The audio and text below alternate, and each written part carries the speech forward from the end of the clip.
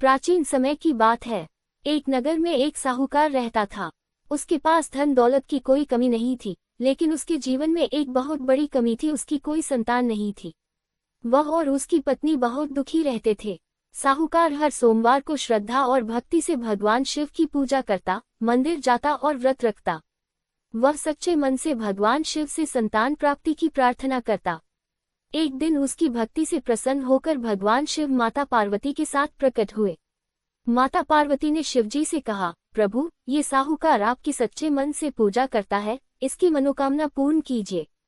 भगवान शिव बोले, इसके भाग्य में संतान सुख नहीं है, लेकिन इसकी भक्ति से प्रसन्न होकर मैं इसे एक पुत्र का वरदान देता हूँ। परंतु वह पुत्र केवल 12 वर्ष तक ही जीवित रहेगा। कुछ समय बाद साहूकार के घर एक सुंदर पुत्र का जन्म हुआ।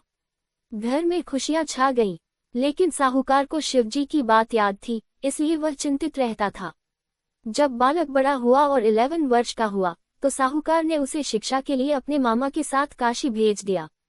रास्ते में वे जहां भी रुकते, यज्ञ और दान करते जाते। एक दिन वे काशी पहुंचे। वहां एक राजा की पुत्री का विवाह था। जिस राजकुमार से विवाह होना था, वह एक आंख से काना था।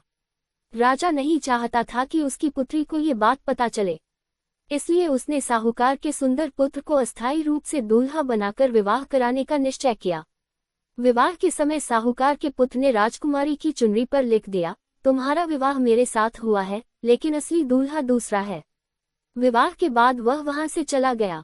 आगे चलकर जब बालक 12 वर्ष का हुआ, तो उसकी मृत्यु हो गई। मामा बहुत दुखी हुए और रोने लगे।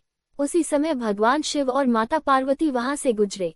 माता पार्वती ने कहा, प्रभु, ये वही बालक है जिसके माता पिता हर सोमवार व्रत रखते हैं, इसे जीवन दान दीजिए। भगवान शिव ने बालक को पुनः जीवित कर दिया।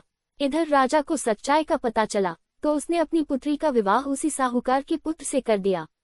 साहूकार के घर खुशियां लौट आईं। प्रेयर बीज व्रत का फल।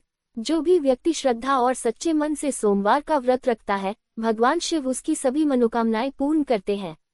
कुंवारी कन्याएं अच्छे वर की प्राप्ति के लिए और विवाहित महिलाएं सुखी दाम्पत्य जीवन के लिए ये व्रत रखती हैं। ओम नमः शिवाय।